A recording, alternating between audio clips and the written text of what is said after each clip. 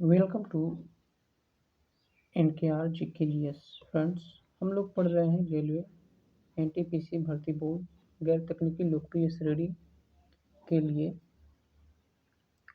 Previous year questions को solve करेंगे। इसमें प्रैक्टिस सेट हम लोग सॉल्व करेंगे। तो चलिए सेशन को स्टार्ट करते हैं। स्टार्ट करने से पहले यदि आप चैनल पर नए हैं तो सब्सक्राइब कर लीजिए। चलिए फर्स्ट क्वेश्चन से स्टार्ट करते हैं। दिया है पहला क्वेश्चन कि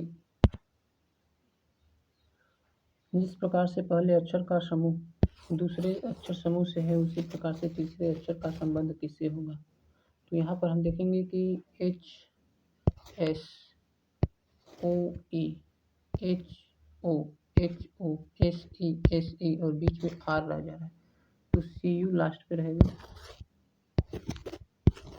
इसमें है ये सही हो जाएगा, ऑप्शन नंबर डी।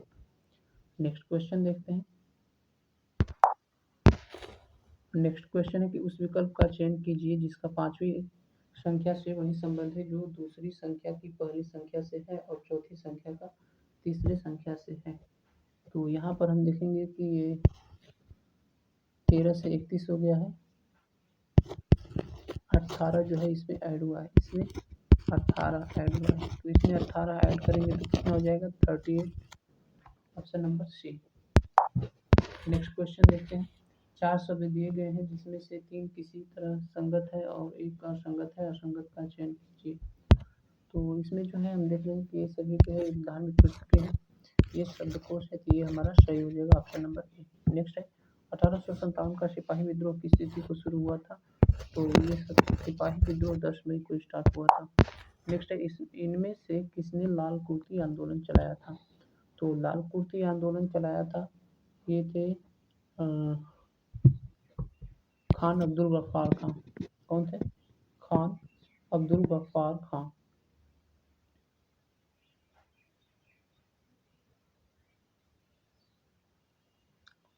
ठीक है, नेक्स्ट चलते हैं। और इसी को लाल कुर्ती आंदोलन को ही खुदाई खिदमतगार आंदोलन भी कहते हैं। खुदाई खिदमतगार आंदोलन खान अब्दुल गफ्फार खान। नेक्स्ट क्वेश्चन की तरफ चलते हैं। नेक्स्ट क्वेश्चन दिया है कि भारतीय संविधान में शामिल स्वतंत्रता, समानता एवं बंधुत्व का सिद्धांत किस देश के संविधान से लिया गया है। तो ये स्वतंत्रता, समानता और बंधुत्व का सिद्धांत जो है ये फ्रांस के संविधान से लिया गया है। ठीक है, आयरलैंड के संविधान से राज्य के नीति निर्देशक तत्व लिए गए हैं। संयुक्त राज्य के अमेरिका के सिद्धांत से जो है वो संसदीय शासन अधिकार व उद्देशिका लिया गया है। क्या लिया गया? अधिकार और उद्देशिका लिया गया है। ब्रिटेन के संविधान से संसदीय शासन प्रणाली और एकल नागरिकता को लिया गया है। नेक्स्ट क्वेश्चन की तरफ चलेंगे। नेक्स्ट क्वेश्चन है कि भारत में इनमें से किसी पर चूक करने के लिए महाभियोग की प्रक्रिया नहीं लागू होती है। तो महाभियोग की प्रक्रिया जो लागू होती है वो है भारत के प्रधानमंत्री के लिए, मुख्य न्यायाधीश के लिए और उच्चतम न्यायालय के न्यायाधीश के लिए। प्रधानमंत्री के लिए महाभियोग की प्रक्रिया नहीं लागू होती है, इनके लिए जो है लागू होती है अविश्वास प्रस्ताव। क्या लागू होता है? अविश्वास प्रस्ताव। चलिए नेक्स्ट क्वेश्चन। भारत के कितने राज्यों की सीमाएं बांग्लादेश से जुड़ी है। तो भारत के जो है वो 5 राज्यों की सीमाएं बांग्लादेश से जुड़ी हुई है। मणिपुर को छोड़ देंगे तो मणिपुर नहीं है, तो बांग्लादेश से जुड़ी हुई है मेघालय, मिजोरम, असम, पश्चिम बंगाल। और कौन से जुड़ी हुई है? तो यही जो है ये 5 राज्य और एक जो है त्रिपुरा। कौन है? त्रिपुरा जुड़ी हुई है। नेक्स्ट क्वेश्चन की तरफ चलेंगे। नेक्स्ट क्वेश्चन सेक्शन 9 नंबर है। इनमें से जो है पहली प्रत्येक वैसे दूसरी संख्या पहली संख्या पर एक निश्चित गणितीय सक्रिय करके प्राप्त की जा सकती है। निम्नलिखित में से 3 संख्या युग्मों एक समान पैटर्न पालन करते हैं और इस प्रकार एक समूह बनाते हैं। उस संख्या समूह का चयन करें जो इस समूह से संबंधित नहीं है। तो इसमें हम देख रहे हैं कि ये जो है 6 6 36, 36 का 6 का आधा 3, 41 हो गया, 2 दूना 4, 2 का आधा 1 5, 1 4 4 का 16, 16 और 4 का आधा 2 18, आधा का 64, 64 4 68 होना चाहिए, लेकिन दिया है 66। तो इसलिए हमारा ऑप्शन नंबर डी जो है ये डी दिया है, डी ये हमारा सही हो जाएगा। नेक्स्ट क्वेश्चन चलते हैं। निम्नलिखित में से अक्षर शब्दों में से तीन किसी न किसी प्रकार से समान है, एक और भिन्न है। कौन सा अक्षर शब्द अन्य से भिन्न है? तो हमें भिन्न फाइंड आउट करना है। तो इसको कैसे फाइंड आउट करेंगे? देखेंगे कि इसमें 5 5 10, ये 11 5 16, 10 5 15, 21 5 26, ठीक है। ये 8 5 13, 24 5 3,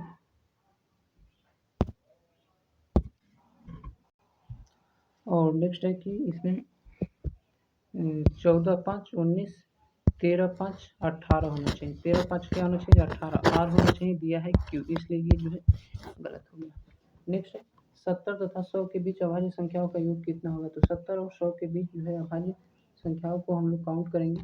तो देखते हैं 70 के बाद होता है 71, 73, 79, 83, 83, 89, और जो है इधर हो जाता है 97। और होता है नहीं, 2 4 6 ये होता है। तो यहाँ पर देखेंगे कि 7 3 10, 9 1 10, 10 10 20, और ये 9 3 12। तो ये जो है यूनिट प्लेस पर 2 आएगा, इसमें से कोई नहीं है। ये हो गया ऑप्शन नंबर डी हमारा सही है। चलिए नेक्स्ट क्वेश्चन देखते हैं। दिया है कि निम्नांकित आकृति में वर्गों की संख्या ज्ञात कीजिए। वर्गों की संख्या कैसे फाइंड आउट करेंगे? हम जानते हैं कि कोई भी फिगर यदि इस तरह से बनेगा, इस तरह से, ऐसे कैसे, ऐसे नहीं, ऐसे नहीं है, ये है इस तरह से, तो इसमें बनेगा टोटल 5, क्योंकि ये एक हो गया, 1 2 3 4, और ये पूरा 5। तो इसमें टोटल है कितने? तो ये दिए हैं, एक है, ये दूसरा वर्ग, तीसरा, चौथा, पांचवा, छठा, 6 है ना। तो 6 5 कितना हो जाएगा? 30 हो जाएगा, 30 हो जाएगा। ऑप्शन नंबर सी हमारा सही हो गया। चलिए नेक्स्ट क्वेश्चन देखते हैं। नेक्स्ट क्वेश्चन दिया है कि दी गई श्रृंखला में अगली आकृति कौन सी होगी? तो अगली आकृति इसमें से कौन सी होगी? ये ट्राइंगल यहाँ पर ऊपर गया, इधर आया, इधर आना चाहिए नीचे, नीचे की तरफ इनमें से कोई नहीं है। ऑप्शन नंबर ए हमारा जो है ये सही है। नेक्स्ट क्वेश्चन की तरफ बढ़ते हैं। नेक्स्ट क्वेश्चन ये है कि विषम आकृति को पहचान करना है। तो विषम आकृति हम देख रहे हैं कि ये जो है इधर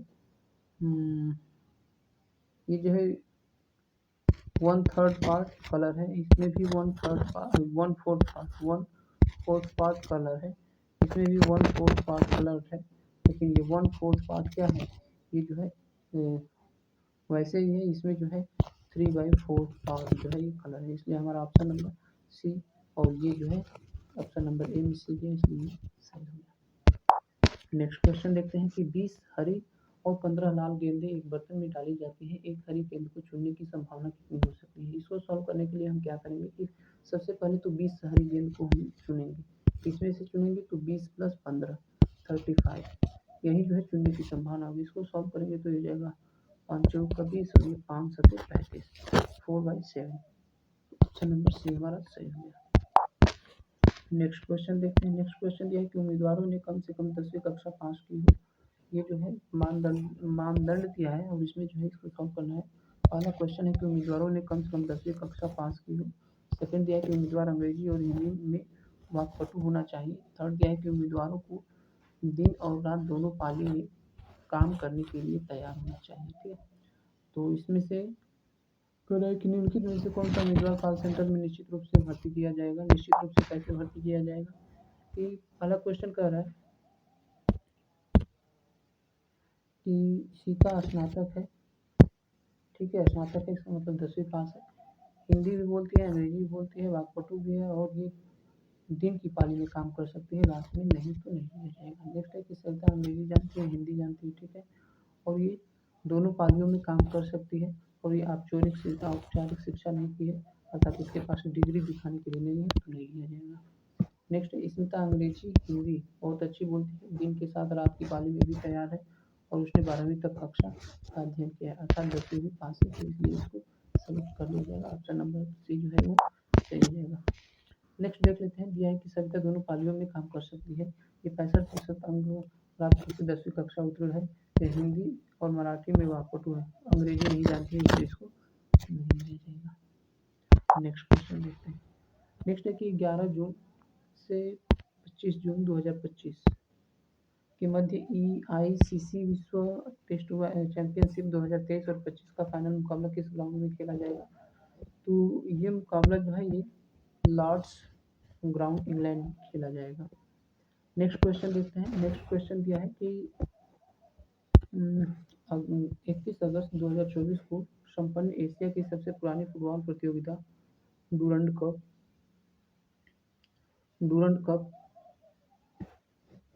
2024 का खिताब किस फुटबॉल क्लब ने जीता? किस फुटबॉल क्लब ने जीता? तो ये फुटबॉल क्लब जो है वो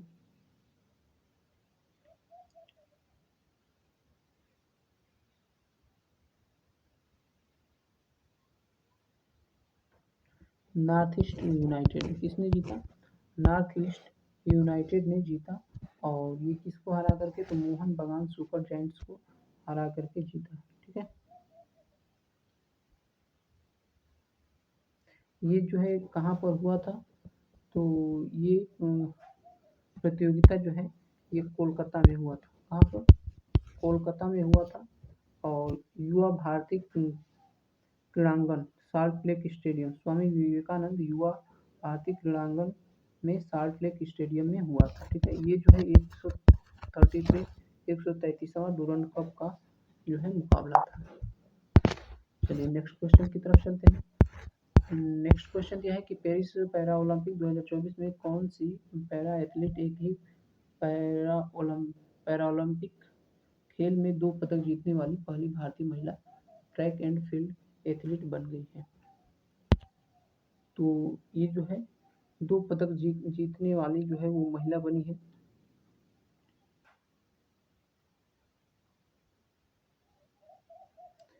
तो वो है प्रीति पाल। कौन? प्रीति पाल।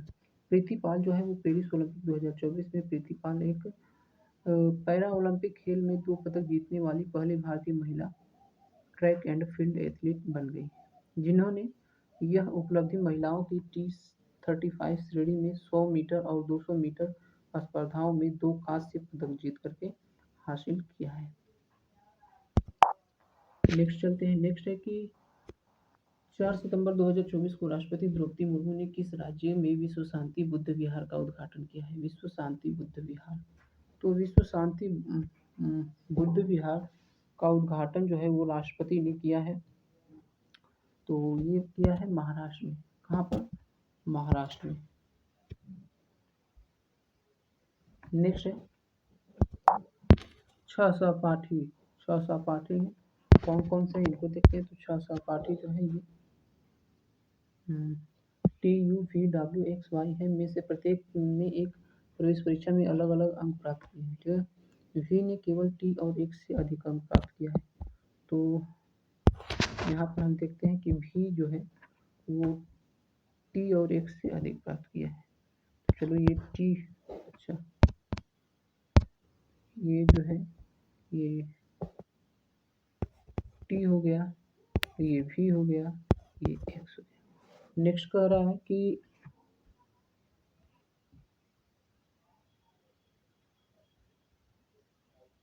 W ने केवल U से कम अंक प्राप्त किए हैं। तो जाहिर सी बात है कि V जो है ये केवल T और X से अधिक प्राप्त किया है। तो ये जो है W यहाँ पर होगा और U से जो है ये अधिक प्राप्त किया है। ठीक है, W ने U से कम अंक प्राप्त किया। ठीक है, W ने केवल U से कम अंक प्राप्त किया, अर्थात U जो है सबसे अधिक पाया है, W इसके नीचे हो गया। 2 4 5 हो गए, 2 4 5 और 6। तो ये जो बचा है वो ऊपर सबसे ऊपर Y हो जाएगा। Y ऊपर नहीं होगा, बल्कि कह रहा है कि W केवल U से कम पाया है, अर्थात यहाँ पर ये Y होगा, बीच में Y होगा। ठीक, अब ये शर्त पूरा हो जाता है तो X ने सबसे कम अंक प्राप्त नहीं किए हैं। तीसरे अधिकतम अंक प्राप्त करने वाले ने 91 अंक प्राप्त किया है। X ने 72 अंक प्राप्त किया है। तो कह रहा है कि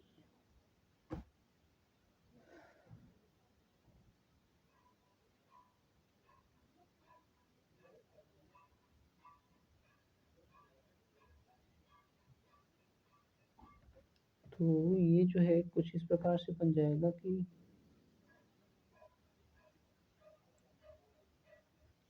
ये तो मैच नहीं कर रहा है, क्योंकि टी और एक्स है।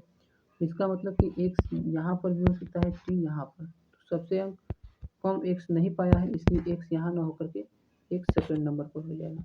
अब कह रहा है कि तीसरे अधिकतम अंक प्राप्त करने वाले ने 91 अंक प्राप्त किया है। तीसरे अधिकतम अंक कौन है? तो ऊपर से देखेंगे, तीसरे अधिकतम अंक y है। y 91 अंक है। ये एक्स ने 72 अंक प्राप्त किए हैं। एक्स ने जो है ये 72 अंक प्राप्त किए। तो पूछ कह रहा है कि भी संभवतः कौन सा प्राप्त कर सकता है? तो 91 और 72 के बीच में प्राप्त करेगा, तो 71 होगा नहीं, 91 से ऊपर होगा नहीं, कि 80 अंक। कितना हो जाएगा? 80। चलिए नेक्स्ट क्वेश्चन देखते हैं। नेक्स्ट क्वेश्चन है कि दो संख्याओं का लॉसर इनके मौसक का 40 गुना है। लॉसर क्या है? मौसक का 40 गुना है। यदि दोनों संख्याओं का गुणनफल जो है ये 14 40 है, तो उनका मौसक ज्ञात कीजिए ना। तो तो लॉसर जो है, मौसक हम मान लेते हैं कि x है, ठीक है। लॉसर कितना है? x का जो है ये 40 है, तो ये 40 से इसको कट कर देंगे, ये कट गया।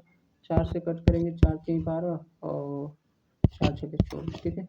ये एक्स एक्स एक्स स्क्वायर हो गया। जब इसको स्क्वायर को इधर लाएंगे अंडर रूट में हो जाएगा, तो ये हो जाएगा 6। क्या हो जाएगा?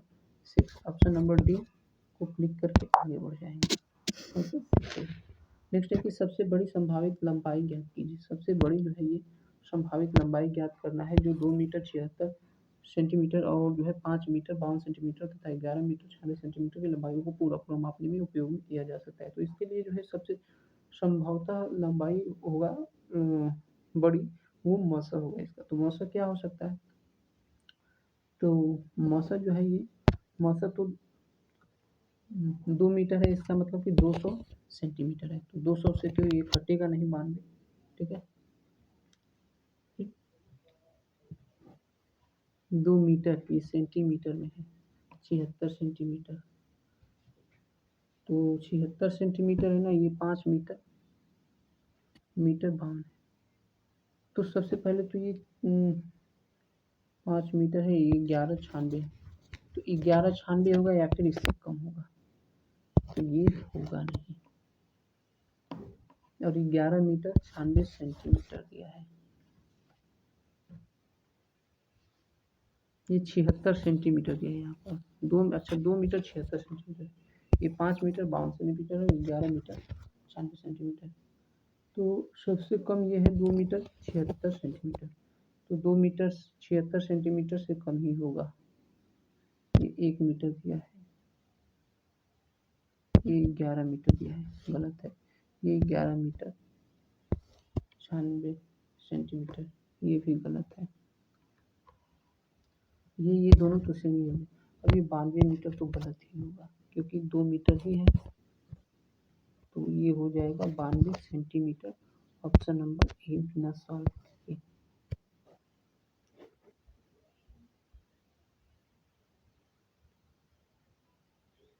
नेक्स्ट देखते हैं 24 नंबर क्वेश्चन को। 24 नंबर क्वेश्चन दिया है कि 42 छात्रों की एक कक्षा में 18 लड़कियां हैं। कुल छात्रों में से लड़कों का प्रतिशत क्या है? तो लड़कों का प्रतिशत हमें फाइंड आउट करना है ना। तो ये जो है लड़कियों का ही ज्ञात कर लेते हैं। 18 गुणते 100 बटा में 42 42 6 3 18 6 7 42, ये हो गया 300 बटे में 7, 300 बटे में 7। इसको 1 में से माइनस कर दें, तो ये 400 बटे में 7 हो जाएगा। अब इसको कटा दें, 7 छः 42 7 पचे 35, ठीक है। बच गया 5 7 7 49, लगभग 57 के करीब आ जाएगा। Option number C. Next question. Next दिया है कि एक दुकानदार अपने ग्राहकों को अंकित मूल्य पर 10% छूट देने के बाद 26% लाभ कमाता है। 10% छूट दे देता है और 26% लाभ भी कमा लेता है। यदि अंकित मूल्य 560 है, ये 560 अंकित मूल्य है। इस पर जो है ये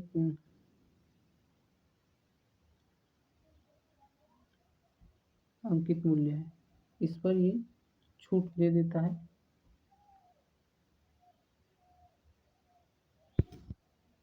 तो क्रय मूल्य, ये क्रय मूल्य है, ठीक है। तो हम यहाँ पर देखेंगे कि क्रय मूल्य पर जो है ये लाभ कमाएगा। इसको ऐसे सॉल्व करते हैं। ये जो है क्रय मूल्य मान लेते हैं कि 1 से, इस पर जो है ये लाभ कमाएगा कितने का, 26% का, अर्थात 126/100। और ये हो गया 5 अंकित मूल्य 560 है, ये 560 है। इस पर जो है ये छूट दे देगा 10%, तो 90% पर बेच देगा। ये डबल जीरो से डबल जीरो कट गया और 126 है ना, तो 14 से कट जाएगा। 14 9 126, 14 14 55, 40 हो गया। 9 से ये कट गया, बच गया 0 0 400। इसका हो गया क्रय मूल्य 400, ऑप्शन नंबर ए। चलिए नेक्स्ट क्वेश्चन देखते हैं। नेक्स्ट क्वेश्चन है कि एक साड़ी 5% की छूट के बाद जो है वो 5,871 रुपये में बेची जाती है, उसका अंकित मूल्य ज्ञात कीजिए। तो अंकित मूल्य ज्ञात करना है तो छूट दिया जाता है 5,871 रुपये में बेची जाती है। और जो है जो भी अंकित मूल्य है, मान लीजिए कि 1 से, इस पर जो है ये छूट दे दी जाती है 5% के, अर्थात 95% पर क्या कर दी जाती है, दे दी जाती है। 19 5 5 से कटाएंगे तो 19 5 95, और ये 19 3 57, और 19 9 171, ठीक है। अब इसको जो है 5 से कटा देंगे, 100 को तो 20 हो गया, 20 को इधर गुणा करेंगे 39 गुना 78, 78, और ये 0 780। अच्छा, इसमें 0 होगा, क्या होगा, 0 भाग देंगे तो इसमें 0 आएगा 39। 309, 309 दूना 618 हो जाएगा, और ये लास्ट में 0, ये हो जाएगा option number C. Next question की तरफ चलते हैं हम। नेक्स्ट क्वेश्चन कुछ इस प्रकार से दिया है कि टीम कंपनी ABC वर्ष 1993 से 1999 के लिए की गई बिक्री को निम्नलिखित चित्र में दर्शाया गया है। तो इसे क्या करना है कि 1993 ये जो है, इसको थोड़ा सा देख लेते हैं ऐसे करके। तो ये कंपनी ए, कंपनी बी, कंपनी ए ये है, कंपनी बी ये है, और कंपनी सी ये, ठीक। अब क्वेश्चन देखते हैं। क्वेश्चन दिया है कि 1993 में 3 कंपनियों की औसत बिक्री और 1998 में औसत बिक्री के बीच अंतर क्या था। तो तीनों कंपनियों के बीच औसत बिक्री 1993 और 1998। तो 1993 में औसत बिक्री जो है तीनों कंपनियों का, यहाँ पर देखेंगे तो ये 30 है, ये 60 है, और ये 80 है। 8 से 14, और 14 3 170, 170 3 से डिवाइड कर देंगे। इसके बाद में ये 1998 ये है, ये 50 आ गया, 80 आ गया, और ये 100 आ गया। तो 50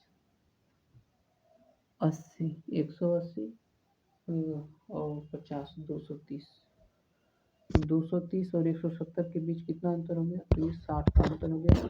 3 वर्ष है तो 3 से डिवाइड कर देंगे तो ये हो जाएगा 15 20 3 60, क्या हो जाएगा 20 3 60।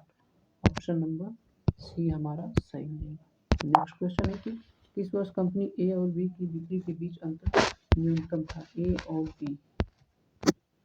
और बी ना, तो ये कंपनी ए है, ये बी है।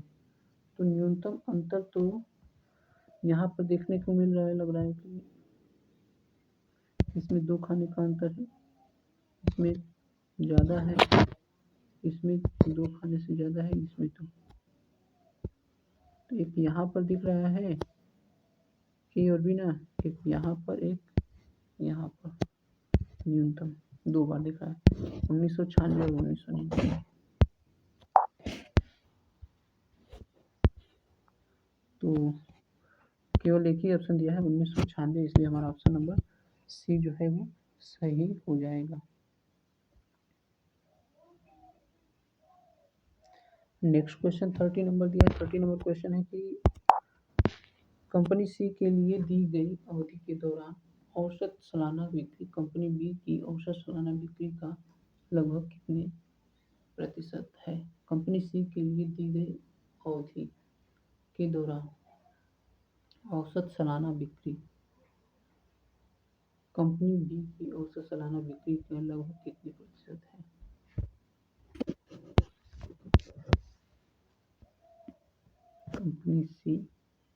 कंपनी सी को सबसे पहले तो यहाँ पर हम क्या करेंगे कि ऐड करेंगे। कंपनी सी यहाँ पर है ये, तो ये 8 4 12 12 6 18 18 6 24 24 8 हो जाएगा 32 और 32 10 33 33 और ये 100 43 और फिर 40, ये हो जाएगा 470। कितना हो गया, ये हो गया 470। ठीक है, बी को देखेंगे तो बी जो है ये 6 9 6 15 15 और 10 हो जाएगा ये 227, मतलब 27 हो गया। 27 के बाद में 9 36 हो गया। 36 के बाद 6 36 से 42 हो गया और 42 8 हो जाएगा 50 और 50 और ये हो गया 90 90 नहीं 100 है, तो ये हो गया 600। कितना हो गया 660, तो ये हो गया 60। कितना प्रतिशत है 470 और 600। कंपनी बी का x परसेंटेज है, डिवाइड कर देंगे, ये 6 से कट करेंगे, 6 7 42 बच गया 5 और 6 8 48 .33 करीब आएगा। ठीक है, कितना आएगा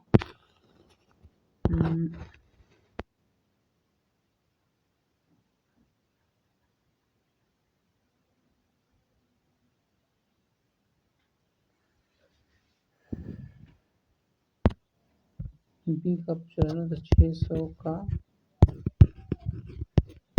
470 कितना होगा, ये 47 6 8 48, ये 560 है, 70 में आकर के 60 आएगा।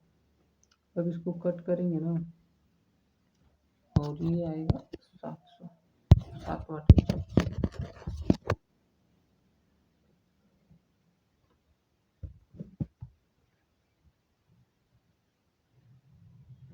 औसत का कह रहा है, किसका कह रहा है, औसत का कह रहा है।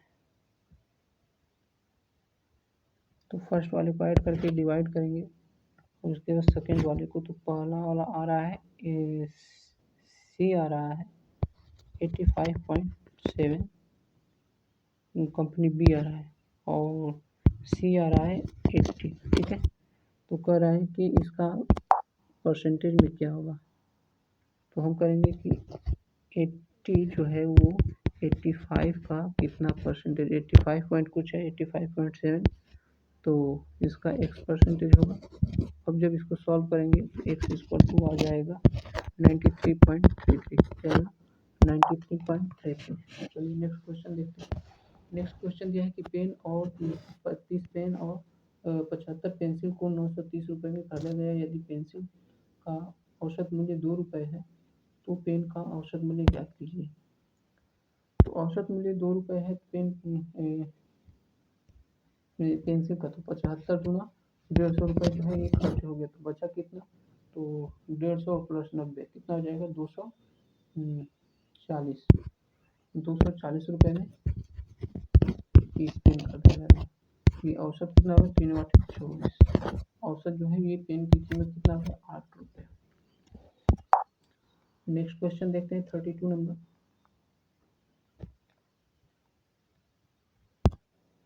32 नंबर क्वेश्चन देखेंगे। 32 नंबर क्वेश्चन है कि 10 21 5 का रेंज ज्ञात कीजिए। तो रेंज क्या होता है, रेंज जो होता है वो हाईएस्ट माइनस लोवेस्ट, हाईएस्ट है 21, लोवेस्ट है 1, तो इसको माइनस कर देंगे तो ये जो है 20 हो गया आंसर। नेक्स्ट क्वेश्चन है कि आदमियों की एक निश्चित संख्या एक काम को 20 दिन में करने के लिए सहमत हो जाता है। ठीक है, आदमियों की एक निश्चित संख्या जो है वो किसी काम को करने के लिए 20 दिन में सहमत हो जाता है। 5 आदमी काम पर नहीं आते हैं, बाकियों ने काम को 40 दिन में समाप्त कर दिया। अब आदमी को जो मूलतः काम करने के लिए सहमत हुए थे उनकी संख्या का पता लगाइए। ठीक है, तो सबसे पहले तो हम जानते हैं कि ये एक्स आदमी जो है ये काम को 20 दिन में समाप्त कर देंगे, ऐसा कहा गया था। नेक्स्ट है कि 5 आदमी काम पर नहीं आए, तो काम पर कितने एक्स माइनस 5 आदमी आए और इन्होंने समाप्त किया 40 दिन में। कितने दिन में? 40 दिन में। कितना काम? वही काम जो एक आदमी मिल करके 20 दिन में समाप्त कर देते। तो आदमियों की मूलतः संख्या कितनी? तो ये जो है हम 20 दूना 40 2 से कट गया, इसके बाद में 2 से इसे मल्टीप्लाई करेंगे, ये 2 एक्स हो गया माइनस 5 हो गया इक्वल टू एक्स हो गया, इधर एक्स जाएगा, X equal to 5, X equal to कितना हुआ है 5।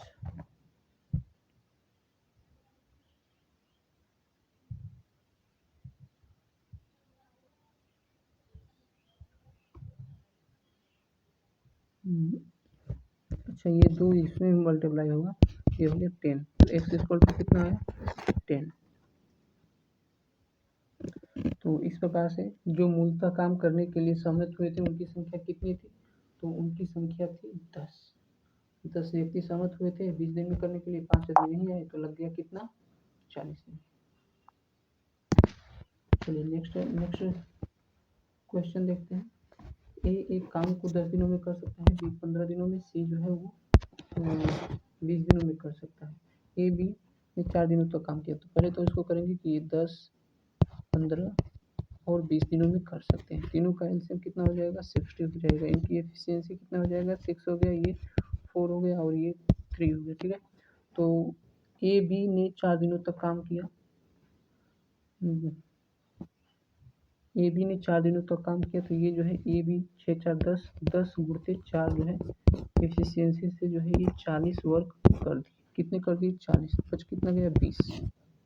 ठीक है, किया और इसके बाद जो है ए के साथ सी आ गया, ए के साथ जो है ये सी आ गया, 6 3 9 लोग मिल करके 6 3 9 की एफिशिएंसी से कितने दिनों में संपूर्ण कार्य कर देंगे? तो ये कर देंगे 20/9, कितना हो जाएगा 20/9 दिन में संपूर्ण कार्य को समाप्त कर देंगे, क्योंकि 4 दिन पहले से, ठीक 4 दिन पहले से और ये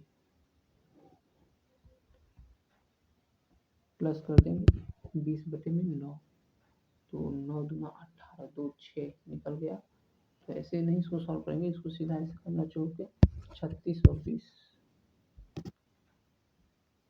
6 4 10 चौके 40 काम कर देंगे।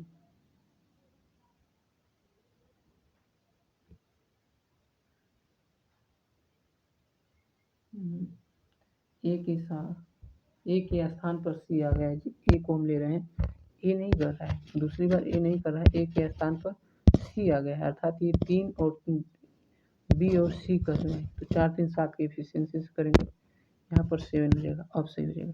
तो इसको ऐड कर देंगे 4 + 20/7, ये हो गया 4 + 20/7, तो ये 7 चौक 28 28 20 48/7। ऑप्शन नंबर क्या हो जाएगा हमारा? ऑप्शन नंबर सही हो जाएगा बी। नेक्स्ट क्वेश्चन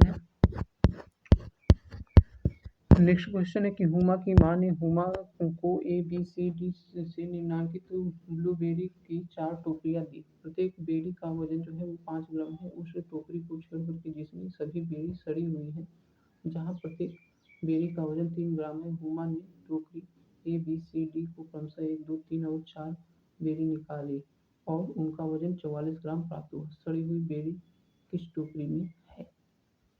एक बार फिर से क्वेश्चंस को पढ़ते हैं। ए बी सी डी से निम्नलिखित ब्लूबेरी की टोकरियाँ 4 टोकरियाँ थी। ठीक है, प्रत्येक बेरी का वजन 5 ग्राम, कितना 5 ग्राम। उस टोकरी को छोड़कर जिसमें सभी बेरी सड़ी हुई है, ठीक है, जहाँ प्रत्येक बेरी का वजन जो है वो 3 ग्राम है। तो हुमा ने टोकरी ABCD से क्रमशः 1, 2, 3 और 4 बेरी निकाली और उनका वजन जो है वो 44 ग्राम प्राप्त हुआ। तो सड़ी हुई बेरी किस टोकरी में? तो सबसे पहले तो इसमें 5-5 ग्राम है ना प्रत्येक बेरी की। यदि हम मान लें कि सभी बेरी जो है वो अच्छी है तो ये 3, 3, 6, 4, 10, तो कितना होना चाहिए? 50 ग्राम होना चाहिए। लेकिन किसी टोकरी में जो है ये सड़ी हुई है बेरी। एक बेरी सड़ी हुई बेरी का ग्राम कितना है? 3। कितना कम हो रहा है? 6। कितना कम हो रहा है? 6। 3 से भाग देंगे 6 में 2। 2 बेरी किसमें से निकाला गया है? बी से। तो टोकरी बी में क्या है? सड़ा हुआ है। नेक्स्ट क्वेश्चन, यदि निम्नलिखित समीकरण में प्लस माइनस के स्थान पर स्थान जो है परस्पर बदल दिए जाए तथा भाग का गुणा के स्थान बदल दिए जाए तो समीकरण प्रश्न चिन्ह के स्थान पर क्या आएगा? तो सबसे पहले तो इसको हम सॉल्व करेंगे कि भाग के स्थान पर गुणा कर दिया जाएगा, अर्थात गुणा वाले को हम सबसे पहले सॉल्व करेंगे। तो गुणा जो है यहाँ पर आ गया 6 दूना 12, यहाँ पर 2 हो गया। अब कह रहा है कि भाग के स्थान पर गुणा है तो गुणा वाले को पहले सॉल्व करेंगे। यहाँ पर ये 7 8 56 हो गया। अब जहाँ पर प्लस है वहाँ पर माइनस कर देना है। ये प्लस प्लस माइनस प्लस ओ, यहाँ पर जो है ये भाग का चिन्ह हो जाएगा तो ये 7 एकम 7 हो जाएगा और 8 एकम 8 पूरा हो गया तो 8 एकम 8 हो गया। ठीक, चलो तो ये 8 2 10 हो गया, 10 और ये 17 घट जाएगा तो -3 बचेगा इसमें। तो ये -3 10 में 7 बचेगा और 7 जाकर के इसमें ऐड हो जाएगा 100 में। हमारा आंसर हो जाएगा ए। नेक्स्ट क्वेश्चन है कि यदि प्लस माइनस और गुणा भाग को क्रमशः ABCD से निरूपित किया जाता है तो सॉल्व करना है। तो सबसे पहले तो हम गुणा भाग को D से निरूपित किया जाता है तो इसको सबसे पहले हम सॉल्व करेंगे। ये हो जाएगा 6 दूना 12। चलिए गुणा को C को सॉल्व करेंगे तो ये 20 दूना 40। ठीक है, B को जो है ये प्लस तो ये 9 49 और -8 हो जाएगा। 49 -8 कितना हो जाएगा? 41। हमारा ऑप्शन नंबर डी क्या हो गया? सही हो गया। नेक्स्ट क्वेश्चन है कि जब माँ की आयु 30 वर्ष थी तब माँ और पुत्र की आयु में 21 वर्ष का अंतर था। यदि पिता माँ से 3 वर्ष बड़े हैं, जब पिता की आयु 50 वर्ष होगी तब पिता और पुत्र की आयु का अंतर कितना होगा? तो इसे चलिए सॉल्व कर लेते हैं। सबसे पहले दिया है कि 43 जब माँ की आयु 43 वर्ष थी तब माँ और पुत्र की आयु में अंतर जो है ये 21 वर्ष था। कितना था? 21 वर्ष था। तो पुत्र कितना होगा? जो है 21 वर्ष का अंतर था तो पुत्र जो है ये 22 वर्ष का था। यदि पिता माँ से 3 वर्ष बड़े हैं तो पिता जो है ये 46 होंगे उस समय। तो जब पिता की आयु 50 वर्ष होगी 50 वर्ष होगी तब पिता और पुत्र की आयु का अंतर कितना होगा? तो ये 50 वर्ष 4 वर्ष इसमें होगा, 4 वर्ष इसमें होगा, इससे कोई अंतर नहीं होगा। इसी को घटा देते हैं तो 3 वर्ष बड़ी थी ना, 21 3 24 वर्ष हो जाएगा। 21 3 24 या फिर इसको घटा देंगे तो 24 हो जाएगा। ऑप्शन नंबर डी हमारा क्या हो जाएगा? 38 का सही हो जाएगा। नेक्स्ट क्वेश्चन देखते हैं। नेक्स्ट है कि दो धनात्मक संख्याओं के बीच का अंतर जो है वो 160 है और उन दोनों का अनुपात जो है ये 5:3 है। 5:3 है तो संख्याओं का गुणनफल कितना होगा? तो सबसे पहले तो हम देखते हैं कि ये 5:3 है ना, दोनों का अनुपात और अंतर दिया है तो अंतर इसका अंतर कितना है? 2 है। ठीक है, 2 दिया है तो 2 से गुणा कर देंगे तो संख्या का योग जो है संख्या का योग कितना हो जाएगा?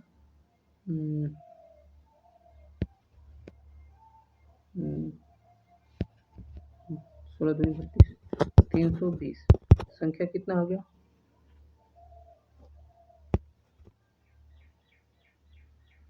अच्छा ऐसे भी कर सकते हैं, दोनों संख्याओं का गुणनफल क्या है? गुणनफल पूछना है तो जो 15 से कटेगा वही होगा। 15 से ये कटेगा 9 6 15, 3 से कटेगा 5 से कटेगा 4 4 12, 3 से कटेगा 4, 5 से कटेगा 15 से तो सब कट रहे हैं। 2/5 कर देंगे, 5 से 5 छक्के 30, 5 24, 64, यही एक हो गया 64। फिर आई दूसरा कितना है, दूसरा जो है ये 5 64, 5 64 को ही हम कॉमन ले लेते हैं।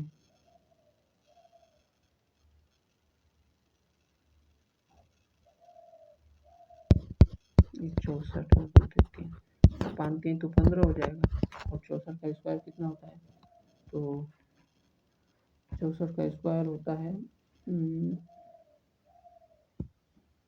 64 का 196, और बच गया एक 64, 14 जोड़ देंगे 25 में तो हो जाएगा 35 4 39, 39 41, और बाद में 15 से बुरा, 15 चौके 60 कुछ 6 5, 15 9 135 एक।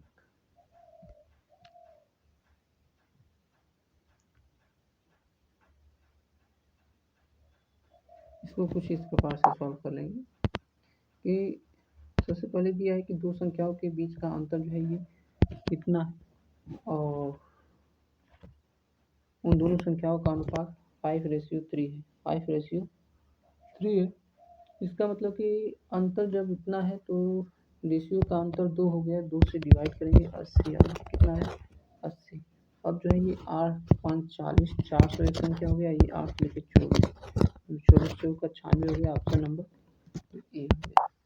चलिए नेक्स्ट है, वेंकट की वर्षगांठ 1 जनवरी 2012 को रविवार के दिन थी, उसकी अगली वर्षगांठ को कौन सा दिन होगा। तो हम जानते हैं कि नेक्स्ट ईयर में एक दिन बढ़ जाता है, कितना बढ़ जाता है, एक दिन बढ़ जाएगा। रविवार था तो सोमवार होना चाहिए, सोमवार होना चाहिए, लेकिन यहाँ पर जो है ये लीप ईयर है, इसलिए एक दिन और बढ़ जाएगा, आंसर हो जाएगा मंगलवार। क्या हो जाएगा, मंगलवार हो जाएगा, ऑप्शन नंबर ए। नेक्स्ट है, निम्न लिखित अक्षर श्रृंखला के आधार पर पूछे गए प्रश्न का उत्तर दीजिए। तो इस प्रकार से ऊपरी श्रृंखला में ऐसे कितने व्यंजन हैं जिनके ठीक पहले एक स्वर है और ठीक बाद में भी एक स्वर है, अर्थात जो है ये स्वर से घिरा होना चाहिए। तो ये स्वर से यहाँ पर एक,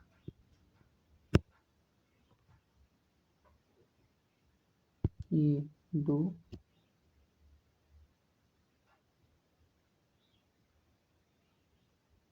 2 2 ही है, ऑप्शन नंबर क्या हो जाएगा, बी। चलिए नेक्स्ट क्वेश्चन देखते हैं। नेक्स्ट है कि दिए गए शब्दों वर्णमाला विक्रम में रखा होता है, सबसे अंत में कौन सा शब्द आएगा। तो सबसे अंत में कौन सा शब्द आएगा, इसे सॉल्व करेंगे। तो डीटर, ये DES, तो पहले तो ये दोनों तो आएंगे नहीं। अब STI है, ए आएगा नहीं, आई हो गया, DES, F भी जो है ये पहले ही आ जाएगा, ऑप्शन नंबर बी हो जाएगा। क्या हो जाएगा, ऑप्शन नंबर बी हो जाएगा, डिस्टेंस। नेक्स्ट क्वेश्चन देखते हैं। नेक्स्ट क्वेश्चन यह है कि 37 40 को 3 भागों में इस तरह से विभाजित किया जाए कि पहले का आधा, दूसरे का 1/3 और तीसरे का 1/6 भाग आपस में क्या हो, बराबर। तो वो संख्या क्या हो जाएगा, वो संख्या जो है ये 3 रेशियो में होगा, ये 2 और ये 1, 3 3 6, 6 से भाग करेंगे, और सबसे पहले तो ये 3 से कटना चाहिए, 3 गुना होना चाहिए, 3 से नहीं कटेगा। ये 8 6 14, 3 गुना नहीं है, ये 4 3 7 नहीं है, ऐसे नहीं करेंगे, 6 से कटेगा ना, तो इसको पहले 6 से हम लोग काट लेते हैं।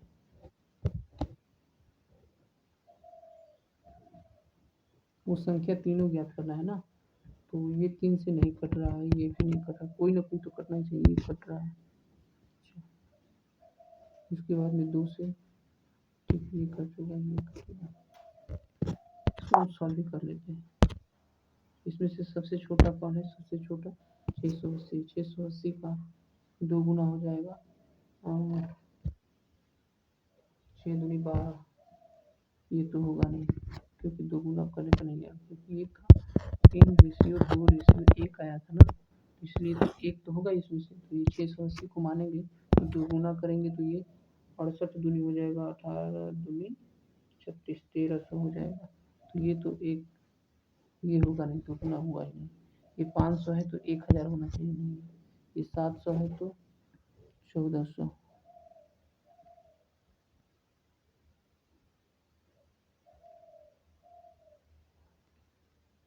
ये हो जाएगा ऑप्शन नंबर बी, क्योंकि 34 से इसको, ये भी डिवाइड है, ये भी डिवाइड है। इसको देख लेते हैं सॉल्व करके।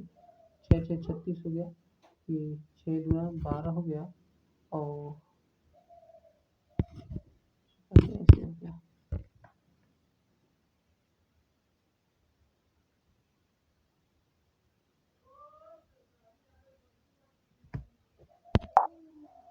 चलिए, इसको कैसे सॉल्व किया है देख लेते हैं। इसको सॉल्व किया है कि ये जो है 2 रेशियो 3 रेशियो 6 अनुपात में आएगा,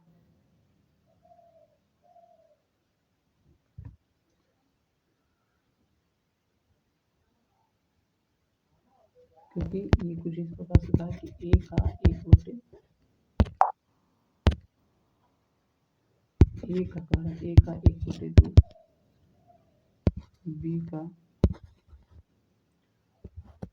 1 बटे 3, और सी का 1 बटे 6 आपस में बराबर है। तो इसको सॉल्व करने के लिए हम लोग जो है सिंपल सा क्या करेंगे कि वो 2 रेशियो 3 रेशियो 6 हो जाएगा, और इसी को सॉल्व कर लेंगे। तो किसी का 2 गुना होगा, ये 2 रेशियो 3 रेशियो 6 है ना, तो ये 3 गुना होगा।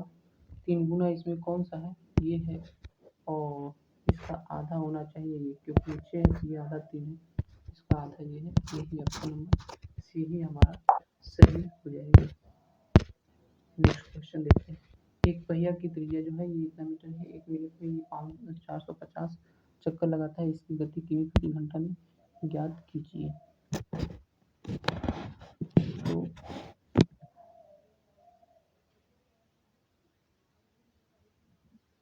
किमी प्रति घंटे में लगाना है, तो सबसे पहले तो ये दूरी कितना तय करेगा, तो 0.35 गुणते 450 बटे में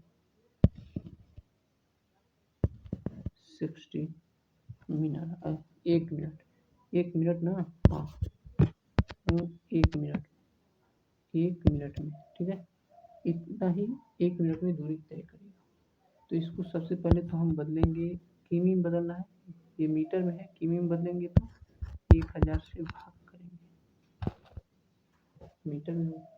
अब जो है ये है मिनट में, घंटा में बदलेंगे तो 60 से नीचे भाग देंगे तो ऊपर आ जाएगा। अब ये 0 से 0 कट गया, 0 से 0 कट गया,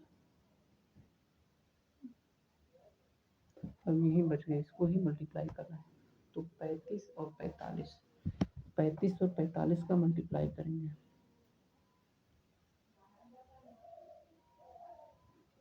35 का मल्टीप्लाई करेंगे, तो इसका मल्टीप्लाई करेंगे तो ये हो जाएगा 5 से कम में 5, और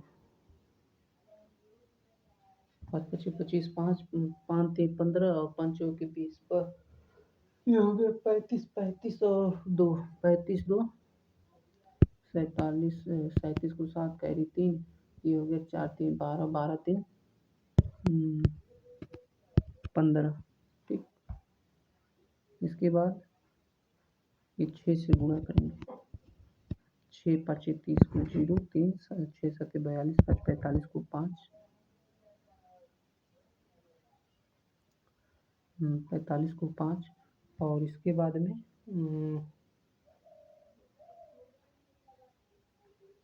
6 5 30 4 34 6 6 3 9। फिर से देखते हैं, रुक जा। चलिए इस क्वेश्चन को फिर से देखते हैं। क्वेश्चन है कि एक पहिया की त्रिज्या जो है वो 0.35 मीटर है। यह 1 मिनट में 450 चक्कर लगाता है। इसकी गति किमी प्रति घंटे में ज्ञात करना है। तो किमी प्रति घंटे में ज्ञात करना है तो सबसे पहले तो हम करेंगे ये 35 है, ठीक है, चलो यहाँ पर लगा देते हैं। ये 450 करेंगे चक्कर, ठीक है। तो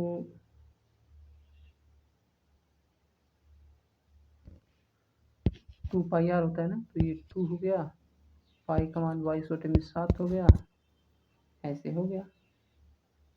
तो 2 पाई आर ये त्रिज्या और ये 450 चक्कर, तो ये टोटल दूरी होगी। दूरी बटे में क्या है, तो 1 मिनट में है तो 1 कर दिए। अब जो है मिनट को बदलना है घंटे में, तो हम बदल देंगे ऐसे करके 60 से इधर ऊपर गुणा कर देंगे, घंटे में हो गया। अब मीटर है ना, तो मीटर को बदलना है किलोमीटर में, तो किलोमीटर में बदलने के लिए हम 1000 से गुणा कर देंगे। चलिए 1000 से गुणा भाग कर दिए। अब इसी को सॉल्व करना है, तो 450 से ये 2 जीरो, इसमें से 2 जीरो कैंसिल हो गया, ये 7 5 है 35 कट गया, ये 2 ये और ये 5 2 10 कट गया। अब ये बच्चा 0.2 अंक पर है, तो इसका मतलब नीचे अभी 100 बचा है, नीचे 100 बचा है। नेक्स्ट है कि 22 बचा है, 6 बचा है, 45 बचा है। तो सबसे पहले तो ये 9 बचे, 45 हो गया, ये 5 से 20 हो गया, 20 3 60 हो गया, तो 3 दूना 6 हो गया, 6 9 54 हो गया, और 54 में गुणा कर देंगे 11 का, तो ये हो जाएगा 5 9 4, कितना हो गया 5 9 4, 5 9 4 59 हो गया। और बटे में जो है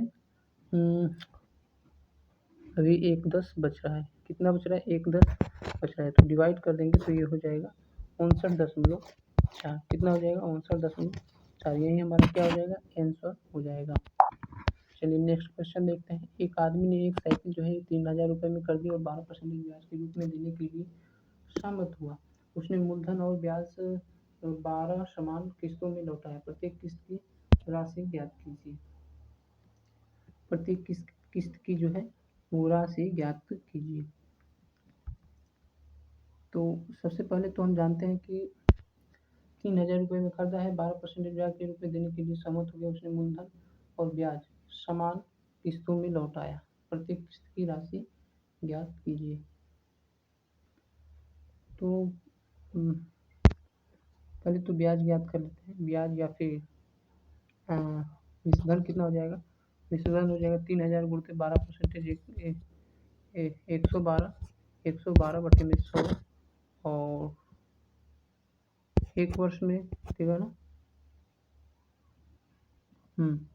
1 वर्ष में मान लीजिए कि देगा, तो ये 2 जीरो से 2 जीरो कैंसिल हो गया, 112 का मतलब 12 3 36 हो गया, और ये 3 हो गया, 336 हो गया, ये नीचे जीरो 33 60 हो गया। अब जो है 12 किस्तों में देना है, या फिर 12 किस्तों में देना है तो 12 से भाग दे देते हैं। 3 से ये 4 हो गया, 4 से इसको कटा देंगे तो 4 दूनी 8 हो गया, 3 32 है, 4 बटे 4 दूनी 8, 4 बटे 32, और ये 1 जीरो इसमें भी बचा है 280।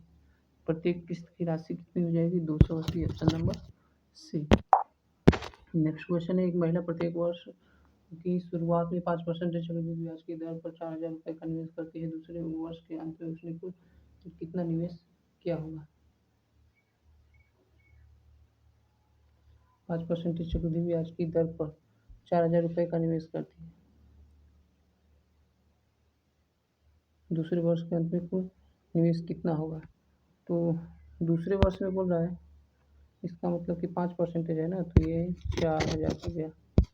5% तो 21/20 गुते 21/20, तो ये 20 दूनी 40 और 20 दूनी 20 से कम 20, तो एक जीरो बच गया। लास्ट में होगा ये 21 बोलते 21 कितना होता है, 21 का स्क्वायर कितना होता है 441, कितना होता है 441 और ये जीरो,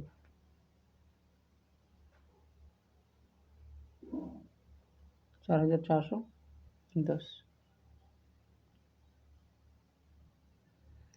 तो 4410 जो है ये हो गया और 4000 और पहले से है, ये टोटल हो कितना जाएगा, तो 8410, 8610 कितना जाएगा 8610, क्योंकि 92 21 का स्क्वायर होता है 441।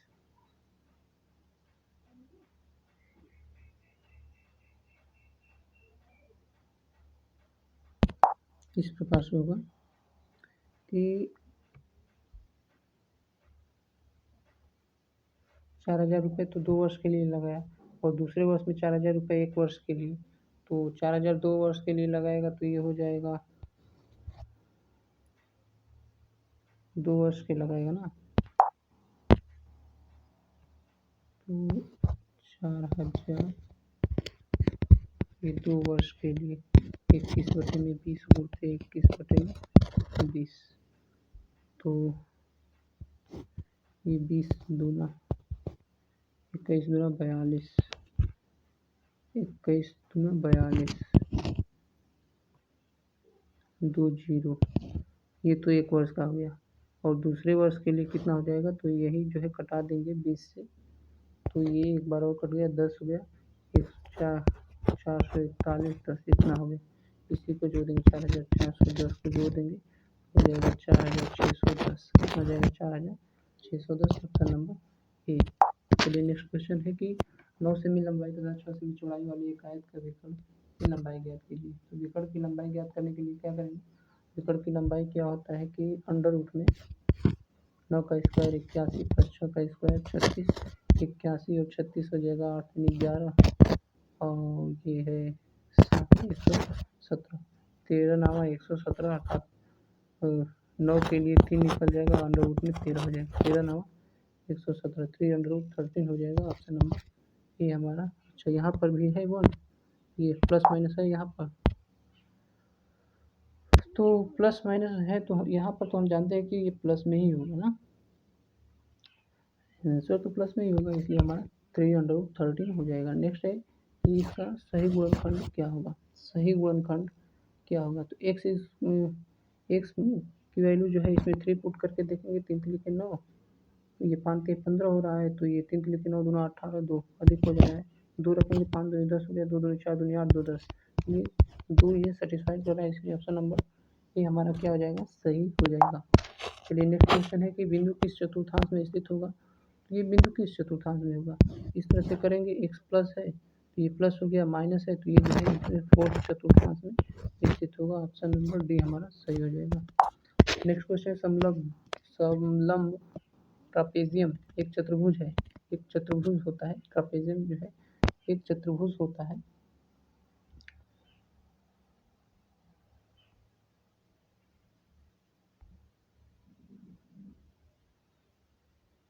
जिसकी समानांतर भुजाएं का योग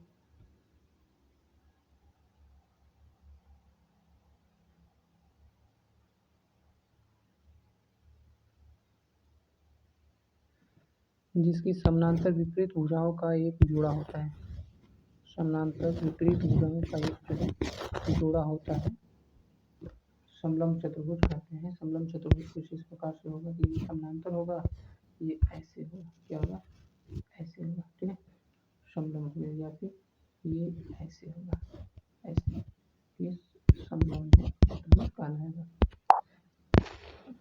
विपरीत भुजाएं समानांतर होती है एक जोड़ी केवल। एक मीनार के आधार से 20 मीटर दूरी पर स्थित एक बिंदु से मीनार की चोटी का उन्नयन कोण जो है वो 60 डिग्री है, कितना है 60 डिग्री है, 60 डिग्री है, तो ऊंचाई का पता लगाना है, 20 मीटर दूरी पर 20 है, तो ऊंचाई का पता लगाना है तो 60 degree under root 3 under root 3 equal to X by 20 under root 3 हो जाएगा 20 अंडर रूट 3 का मान होता है 1.7। 20 से गुणा करेंगे 17 दूनी 34 और 3 कर दिया जाए 20 से गुणा कर दो तो 17 दूनी 34। हाँ ये 34 ही आ जाएगा ऑप्शन नंबर बी। नेक्स्ट है tan 15/8 tan b equal to 7/24 तो कोसेक a माइनस बी हमसे क्वेश्चन किया जा रहा है। कोसेक a माइनस बी का मतलब क्या है कि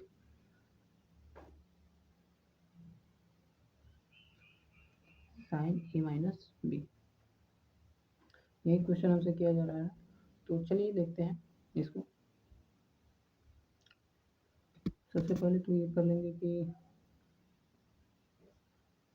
tan a दिया हुआ है तो इससे ज्ञात करेंगे sine a sine b cos a cos b। ठीक है, साइन ए साइन बी और कास बी हमको ज्ञात करना पड़ेगा।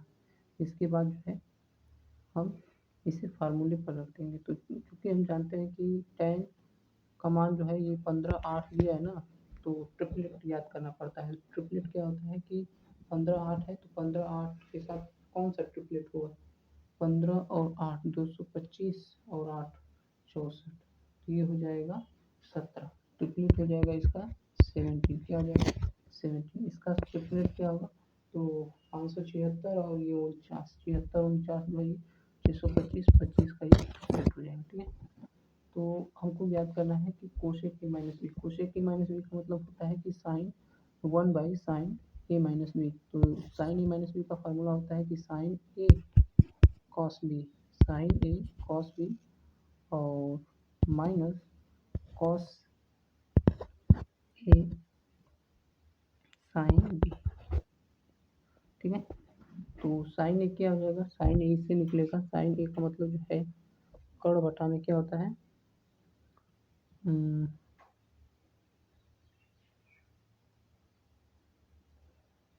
लंब बटा में आधार। लंब जो है ये 15 है, बटे में आधार 10 हो जाएगा। साइन होता है कर्ण 15/17 गुणते करेंगे कास बी। कास बी का मतलब क्या है कि आधार बटे में कर्ण। तो आधार दिया है 24 है और कर्ण जो है ये 25 है। ठीक, इसके बाद जो है इसको सॉल्व करेंगे, माइनस करेंगे और कॉस ए कितना हो जाएगा तो कॉस ए हो जाएगा 8 बटे में आधार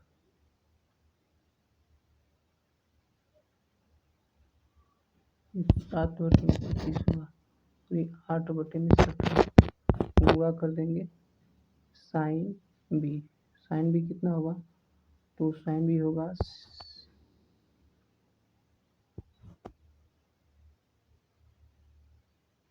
7/25। अब इसी को सॉल्व करेंगे, तो इसको सॉल्व करेंगे तो ये दिया है ऐसे कि 15/17 इंटू 24/25 माइनस 8/17 इंटू 7/25। इसी को हमें सॉल्व करना है। ये तो नीचे तो सेम ही रहेगा, इसको गुणा कर देते हैं। तो 15 और 24 का गुणा करेंगे तो 360 आ गया माइनस 56, 304 और डिवाइड कर देंगे 25 से 17 से, तो ये हो जाएगा 425 अपान 304। 304 अपन 425 आएगा, ये चूँकि ये कोसेक है इसलिए इसको पलट देंगे। 425 बटे में 304 ये दिया है option number A. Next question की तरफ चलते हैं। रेखा पूर्व की ओर मुख करके खड़ी थी, फिर वह 90 डिग्री दाएं मुड़ी ये हम जानते हैं कि इस प्रकार से होता है ये नॉर्थ, साउथ, ईस्ट, वेस्ट होता है। तो इस प्रकार से होता है। जो है वेस्ट दिया है तो हम क्या करेंगे कि पूर्व की ओर मुख करके खड़ी थी, वह 90 डिग्री दाएं मुड़ती है। चलो ये 90 डिग्री इधर दाएं मुड़ गई। फिर वह वामावर्त दिशा में 45 डिग्री मुड़ती है। वामावर्त दिशा का मतलब जो है कि घड़ी की दिशा में। तो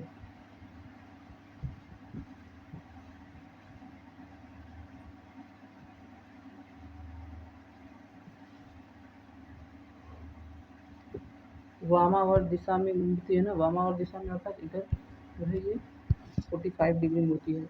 इसके बाद फिर वह दक्षिणावर्त दिशा में 90 डिग्री मुड़ जाती है, अर्थात यहाँ से जा करके ऐसे मुड़ जाती है। वो किस दिशा की ओर उसका मुख है?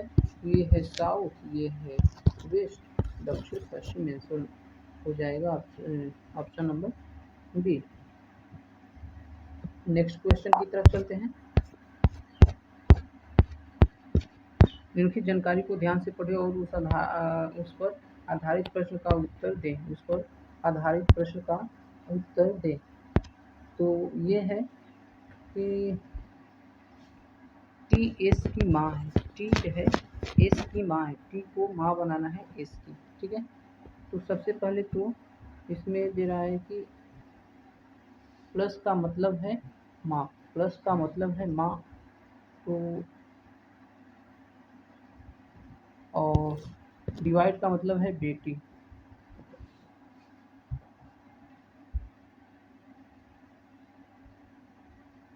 तो इसकी तो ये बेटी हो गई, ठीक है। और भाई होना चाहिए तभी तो ये माँ होगा इसका। तो पति है और बूढ़ा का मतलब है भाई, तो ये तो होगा नहीं, ठीक है। अब प्लस और बूढ़ा, तो बूढ़ा का मतलब है आखिरी बूढ़ा दिया ही नहीं है, माइनस है। तो माइनस का मतलब है कि पति है। चलो ये पति है और ये बेटी, तो ये हो जाएगा, ठीक है। ऑप्शन नंबर जो है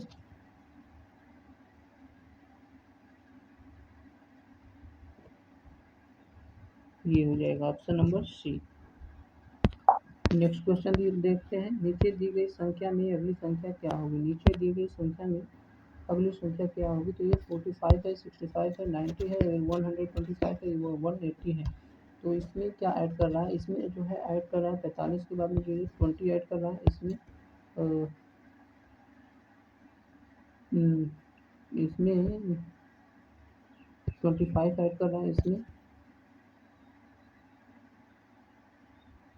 पहले जो है ये 20 जोड़ा, इसके बाद 25 जोड़ा, इसके बाद 35 जोड़ा, 35 के बाद में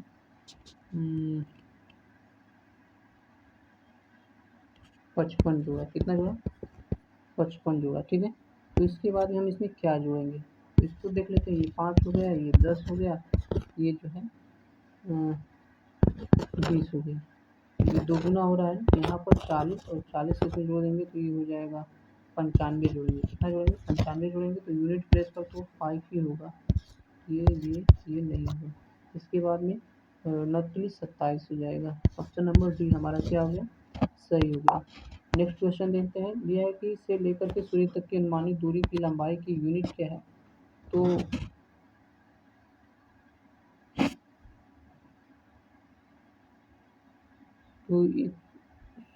सूर्य तक की अनुमानित दूरी को क्या कहते हैं? लंबाई की यूनिट है। लंबाई की यूनिट सबसे पहले तो ये जूल होता नहीं है, ऊर्जा का होता है। केल्विन तापमान का होता है। लाइट ईयर्स होगा। लाइट ईयर्स मीन्स प्रकाश वर्ष। दूरी का मात्रक क्या होता है? प्रकाश वर्ष। सूर्य से लेकर के, ठीक है, पृथ्वी से लेकर सूर्य तक की दूरी, अनुमानित दूरी को जो है ये लाइट ईयर्स होता है। इसी को हिंदी में कहते हैं प्रकाश वर्ष। नेक्स्ट देखते हैं।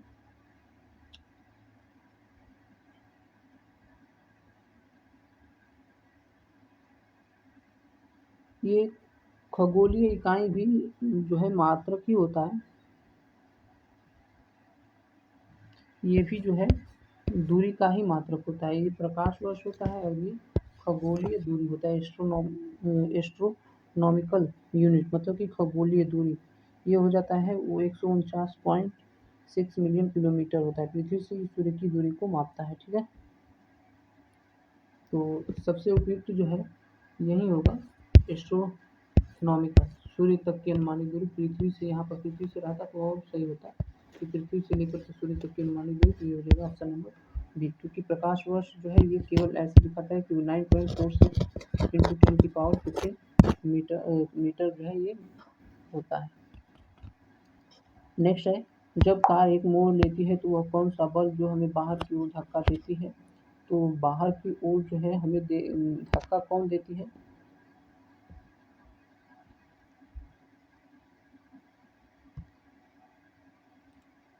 ऑप्शन ए है केंद्रमुख बल, बी अपकेंद्रीय बल, सी घर्षण बल, डी तनाव बल। तो हमारा आंसर होगा कि ये हमारा आंसर हो जाएगा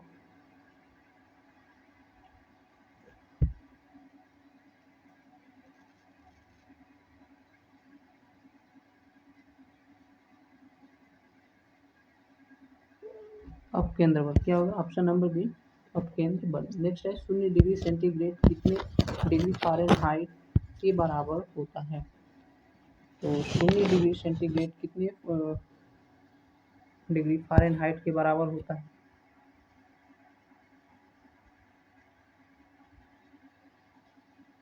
तो फ़ारेनहाइट ये 32 कितना हो जाएगा? 32।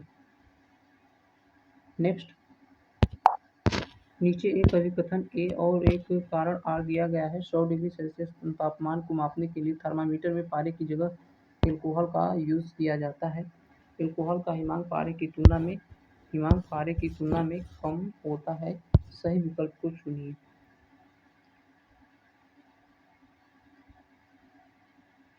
तो ये जो है ए और आर दोनों सही है, लेकिन आर ए की व्याख्या नहीं करता, ये गलत है। ए और आर दोनों सही है, आर जो है वो ए की व्याख्या करता है। Option number B. Next question है, शब्द राडार का किसने व्युत्पन्न है? तो राडार का फुल फॉर्म क्या होता है?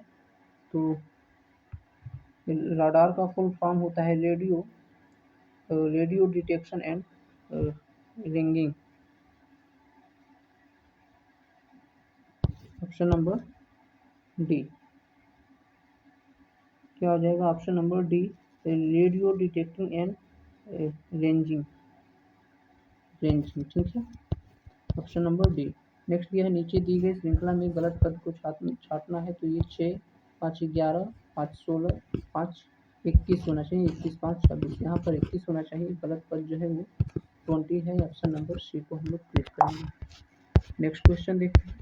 नेक्स्ट क्वेश्चन दिया है कि 62 नंबर है कि विलुप्त पद को छाटना है। तो सबसे पहले तो हम देखते हैं कि एक्स वाई जेड हो सकता है, वाई जेड एक्स हो सकता है, एक्स वाई। अच्छा, ये 3 3 3 3 3 3 3 3 3 ऐसे कर सकते हैं। ठीक, तो एक्स वाई,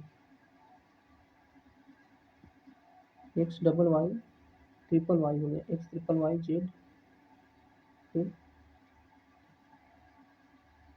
ए बी, ऐसे भी हो सकता है ए बी। ठीक है, फिर X triple Y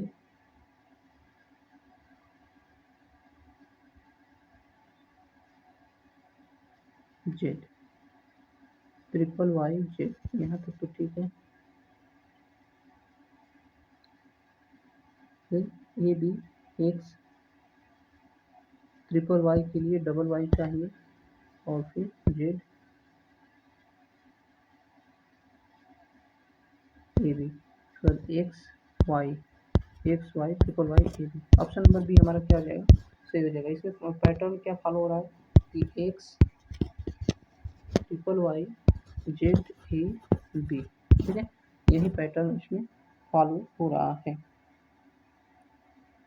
next question देखते हैं। नेक्स्ट क्वेश्चन है कि दी गई श्रृंखला में प्रश्नवाचक चिन्ह के स्थान पर कौन सा अक्षर समूह होगा? तो प्रश्नवाचक चिन्ह के स्थान पर होगा 2, 4, 6, 6, 4, 10, 10, 4, 14। 14 क्या है? ये एम नहीं है, ओ नहीं है, एम नहीं है, ये हो जाएगा ऑप्शन नंबर सी। नेक्स्ट चलते हैं। नेक्स्ट क्वेश्चन है कि कैप्चा एक कंप्यूटर प्रोग्राम है। कैप्चा एक कंप्यूटर प्रोग्राम है। तो ये जो है मानव इनपुट को मशीन इनपुट से अलग करने के लिए, उपयोगकर्ता की पहचान सत्यापित करने के लिए, वायरस को हटाने के लिए, उपयोगकर्ता द्वारा परीक्षण करने के लिए। तो यह मानव और मनुष्य मशीन को अलग करने के लिए। ऑप्शन नंबर ए क्या है? ऑप्शन नंबर ए है, क्योंकि कैप्चा जो है वो मशीन रीड करके और उसमें टाइप नहीं कर सकता, इसीलिए जो है कैप्चा दिया जाता है कि हाँ आप ह्यूमन बॉडी ही इसको यूज़ कर रहे हो। नेक्स्ट है कि भारतीय अंतरिक्ष अनुसंधान संगठन की स्थापना की गई थी।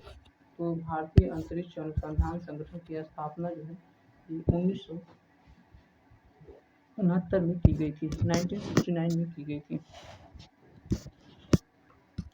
नेक्स्ट है न्यूक्लियस में परमाणु क्रमांक एटॉमिक नंबर को दर्शाता है। एटॉमिक नंबर को दर्शाता है।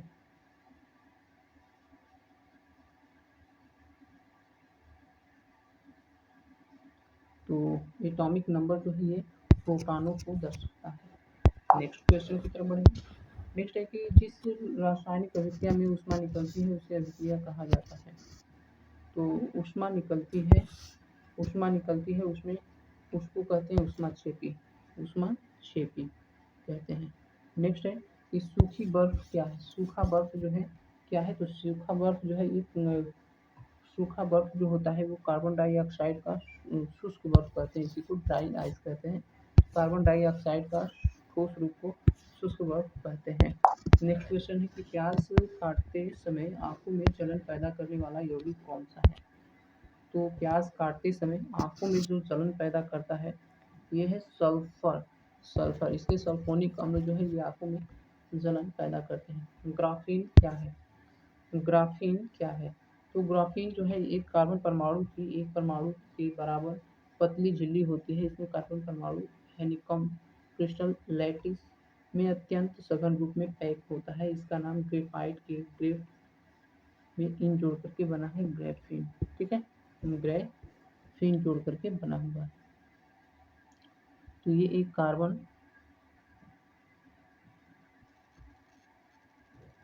परमाणु अपर रूप है। नेक्स्ट है कि C12H22O11 के रूप में जाना जाता है। C12H22O11 के रूप में चीनी को जाना जाता है। ऑप्शन नंबर बी हमारा सही हो जाएगा।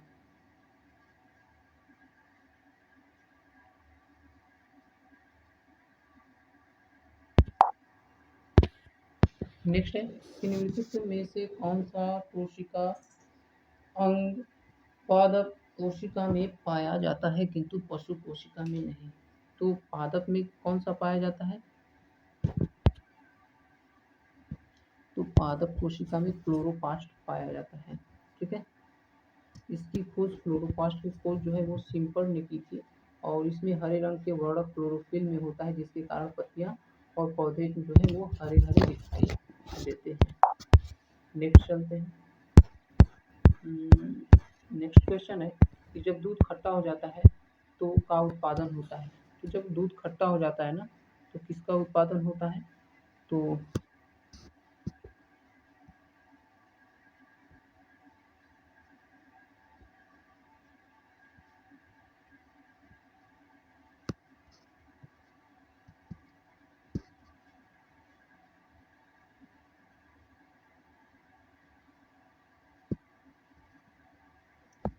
इसमें लैक्टिक एसिड क्या होता है? Lactic acid.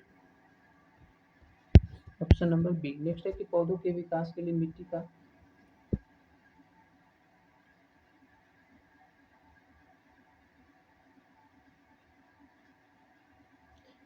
पौधों के विकास के लिए मिट्टी की पीएच मान कितनी अनुमानित मात्रा में सबसे अनुकूल है? तो पौधों के विकास के लिए मिट्टी का पीएच मान 5.5 से 5.7.5 के बीच में अनुमानित है। नेक्स्ट है कि एक मानव हड्डी का जोड़ नहीं है।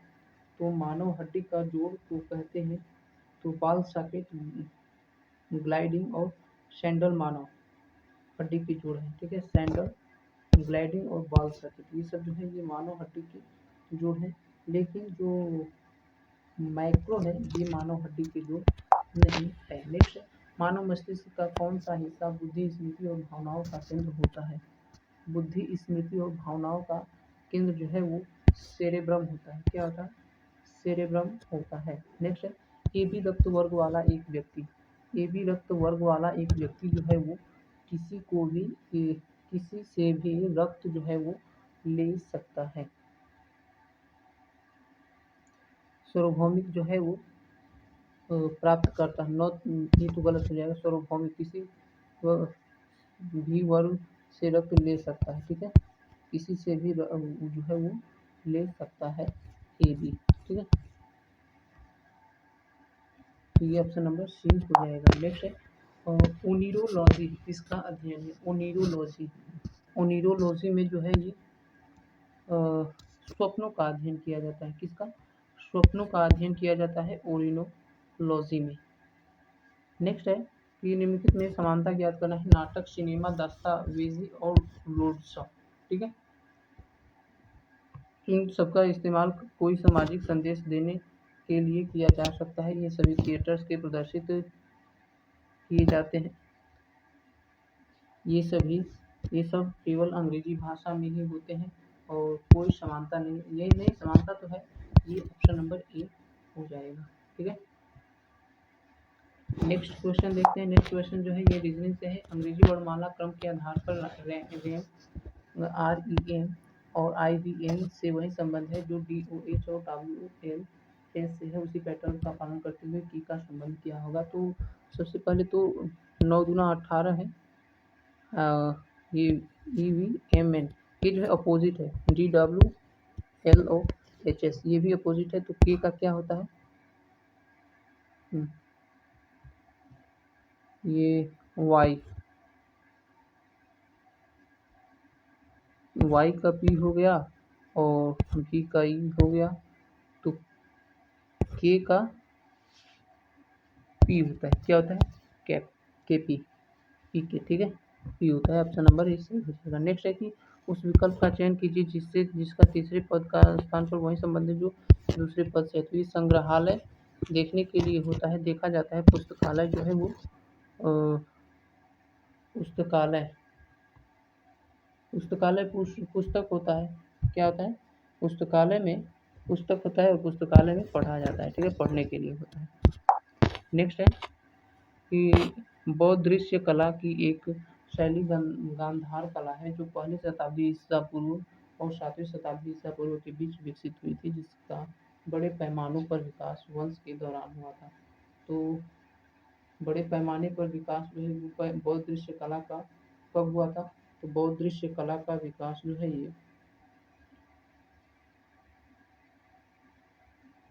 गंधार कला शैली का विकास कुषाण वंश के शासनकाल कनिष्क के समय में बहुत तेजी से हुआ था। भरहुत और सांची में कनिष्क द्वारा निर्मित स्तूप गंगाधर शैली के उदाहरण हैं। प्रश्न में जो है ये 7वीं शताब्दी ईसा पूर्व का उल्लेख जो कर रहा है, ये जो है ये गलत है। ठीक है, यहाँ पर सबसे ज्यादा विकास जो है ये कुषाण वंश में कनिष्क के समय में हुआ था। नेक्स्ट है अशोक तर्कसिद्ध रूप से प्रारंभिक भारत के सबसे प्रसिद्ध शासक थे जिसने कलिंग पर विजय प्राप्त की थी। के वे पोते थे। तो अशोक किसके पोते थे? तो चंद्रगुप्त मौर्य के। ठीक है, ये तो विक्रमादित्य का दूसरा नाम है, चंद्रगुप्त द्वितीय चंद्रगुप्त मौर्य के। नेक्स्ट है दो क्रमागत विषम संख्याओं का गुणनफल जो है ये 399 है। उनमें से छोटी संख्या ज्ञात करना है। तो दो क्रमागत है ना, तो सबसे पहले तो ये x हो जाएगा और दूसरा जो है वो x +2 हो जाएगा या फिर -2 हो जाएगा। तो छोटी बोल रहा है ना। हाँ, तो ये इसका जो है 399 है। अब इसी को सॉल्व करना है तो ये x² + 2x - 399 हो जाएगा। और इसको जब सॉल्व करेंगे तो छोटी संख्या देख लेते हैं। ऐसे भी सॉल्व कर लेंगे कि 17 और 19 का यदि हम मल्टीप्लाई करेंगे तो आएगा 360। 19 और 21 का करेंगे तो ये आ जाएगा 399। क्या आ जाएगा? 399, अर्थात छोटी संख्या 19 आ गया। नेक्स्ट है कि इसको सॉल्व करना है। तो सॉल्व करने का तरीका क्या है? ये 3 है तो 3 3 9 27 लेके 81 होगा। ठीक है, 81 तो हो गया। और इसके बाद में 81 के बाद में ये 3 0 2 5 0 1 6 6 अंक पर होगा,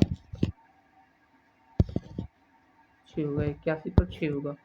ठीक है, कितना होगा? 81 पर 6 होगा। ऑप्शन नंबर डी को क्लिक कर देंगे, 85 का डी। नेक्स्ट क्वेश्चन चलते हैं। नेक्स्ट क्वेश्चन है कि जब 3 की पावर 10 को 7 से विभाजित किया जाता है तो शेष ज्ञात करना। 3 की पावर 10 को जो है जब 7 से विभाजित करेंगे तो हमें शेष ज्ञात करना है।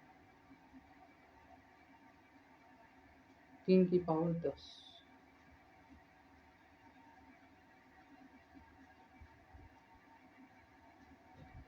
तो कोई बात नहीं, 3 की पावर 10 को हम जब डिवाइड करेंगे, 3 की पावर 10 का मतलब क्या है? 3 की पावर जो है 2 और इसकी पावर 5। तो 3 की पावर 2 को जब हम डिवाइड करेंगे, 9 से 2 बचेगा, 2 की पावर 5 का मतलब 32, और 32 को जब 7 से डिवाइड करेंगे तो 7 बच्चों का 28, 4 बच गया। कितना बच गया? 4 बच गया। इसलिए हमारा ऑप्शन नंबर बी सही हो जाएगा। नेक्स्ट क्वेश्चन है कि इसका सही अभिव्यक्ति क्या होगा? सही अभिव्यक्ति क्या होगा? इसको लिखने का मेथड ये होता है कि सबसे पहले तो हम क्या करते हैं कि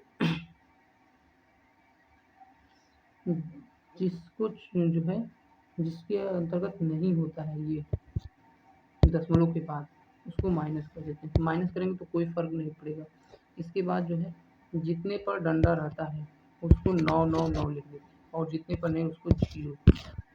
तो 9 9 9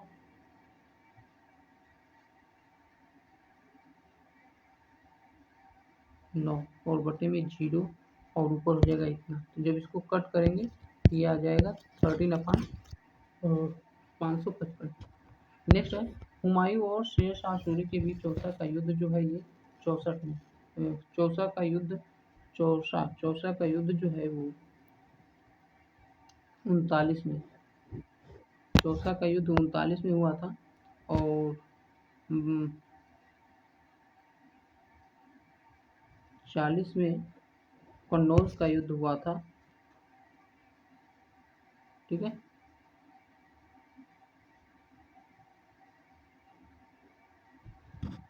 नेक्स्ट चलते हैं। खालसा सेना के सैन्य कमांडर बंदा बहादुर सिंह में शहीद हुए थे। तो बंदा बहादुर सिंह, ये क्वेश्चन बार बार आता है। 1716 में शहीद हुए थे बंदा बहादुर। नेक्स्ट क्वेश्चन रीजनिंग से है। रीजनिंग से क्वेश्चन है कि 6 लड़कियां PQRS, ये जो है PQRST और D वृत्ताकार पथ वृत्त व्यवस्था में केंद्र की ओर मुख करके बैठी हुई है। PQ के दाईं ओर है। चलो ऐसे ही बना लेते हैं, दो दो सर्कल बनाएंगे तो काम हो जाएगा। एक सर्कल ये हो गया, एक सर्कल ये हो गया। अब जो है हम लोग लिखेंगे कि पी क्यू के दाईं ओर है। चलिए ये P जो है ये Q के दाईं ओर हो गई, बैठी है। एस पी के दाईं ओर तीसरे स्थान पर, और आर की बाईं ओर ठीक बगल में बैठी है। एस पी के दाईं ओर तीसरे स्थान पर। चलो यहाँ पर भी हो गया एक, ये दो, ये तीसरे स्थान पर एस हो गया। ठीक, अब जो है स्थान पर, और आर के बाईं ओर ठीक बगल में बैठी है, आर की बाईं ओर। चलो यहाँ पर ये आर हो गया। वी और टी दोनों अगल बगल बैठे हैं। वी और टी दोनों अगल बगल बैठे हैं। टी आर की बाईं ओर से दूसरे स्थान पर है, अर्थात पी यहाँ पर है तो ये भी यहाँ पर है। वी के बाईं ओर ठीक बगल में कौन सी लड़की बैठी है? तो वी के बाईं ओर ठीक बगल में पी बैठी है। कौन बैठा है? पी। ऑप्शन नंबर क्या हो जाएगा हमारा? बी हो जाएगा।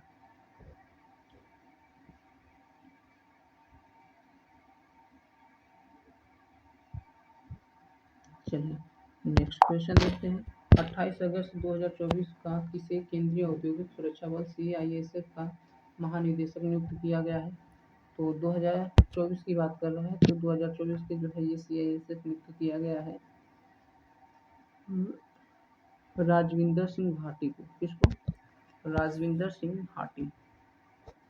नेक्स्ट है 29 अगस्त 2024 को भारतीय नौसेना में शामिल की गई दूसरी अरिहंत श्रेणी की पनडुब्बी का क्या नाम है? तो इसका जो है नाम है INS Arighat. INS Arighat. Next है कि अगस्त 2024 में केंद्र शासित प्रदेश लद्दाख में केंद्र सरकार के कितने नए जिलों के गठन की घोषणा की गई है? तो 5 नए जिलों की घोषणा की गई है। नेक्स्ट है कि मैंग्रोव वन कहाँ पाए जाते हैं? मैंग्रोव वन कहाँ पर पाए जाते हैं? तो ये उष्ण एवं उपोष्णकटिबंधीय क्षेत्रों में उष्ण और उपोष्णकटिबंधीय क्षेत्रों में पाए जाते हैं।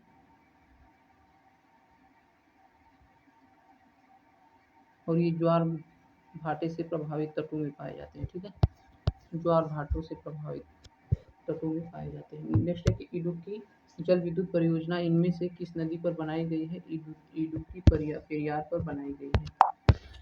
नेक्स्ट है अंगूर की खेती इनमें से किस क्षेत्र की विशेषता है? अंगूर की खेती किस क्षेत्र की विशेषता है? तो ये जो है ये भूमध्य सागरीय क्षेत्र की विशेषता है। नेक्स्ट है एक कूट भाषा में जो है वो मैन इज मॉर्टल को प्लस GALP लिखा जाता है और जेम्स इज मैन को LPGAQ लिखा जाता है। जेम्स इज मॉर्टल को ये KULP लिखा जाता है। तो इस कुछ भाषा में मैन जेम्स को क्या लिखा जाएगा? तो इसमें भी मैन है, इसमें भी मैन है और इसमें मैन नहीं है। इसका मतलब कि KLP नहीं होगा। तो KLP तो नहीं होगा। चलो K और LP नहीं होगा। K इसमें भी जेम्स है ना। हाँ तो जेम्स होगा। इज मार्टल का मतलब जेम्स। ये KULP जेम्स का मतलब KU हो गया और या फिर प्लस हो गया। KU प्लस दिया है तो ये तो होगा नहीं, दोनों साथ में कैसे होगा? KU हो गया, KU हो गया। अब LP दिया है मैन इज मार्टल और इसमें भी LP दिया है इज का मतलब, तो प्लस जो है ये हो जाएगा प्लस प्लस LP LP जो है ये हो जाएगा इज का मतलब। ठीक है, तो KU GA option number D हमारा क्या हो जाएगा? सही हो जाएगा। नेक्स्ट है 98 नंबर है कि इस प्रकार से दिया गया है, इसको जो है सॉल्व करना है कि 6 2 14 6 और 2 दिया गया है, ये 3 4 दिया गया है, ये 8 6 दिया गया है।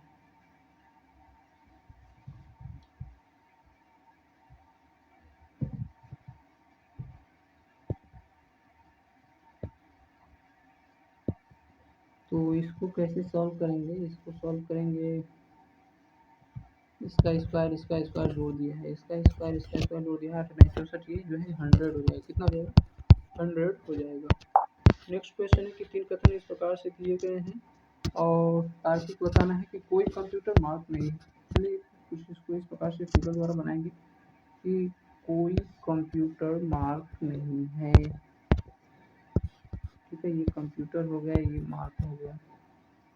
सभी इरेजर मार्कर हैं, सभी इरेजर जो है ये मार्कर है, अर्थात ये जो है इरेजर है छोटा वाला, सभी पेन इरेजर है।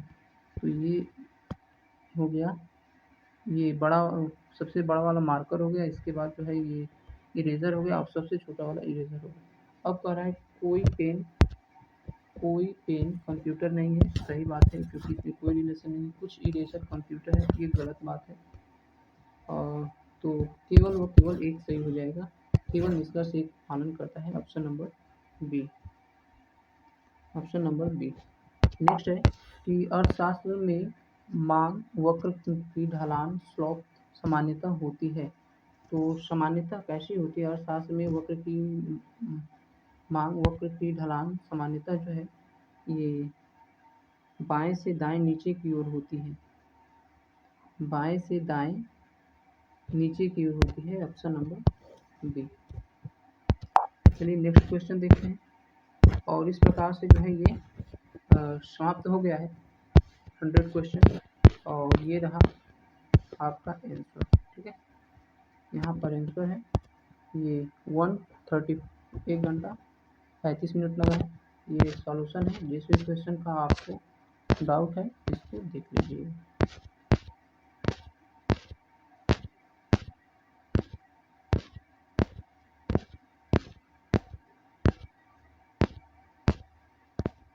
चलिए next topic practice set number 10 को करेंगे। तब तक के लिए धन्यवाद, मिलते हैं अगले सेशन में।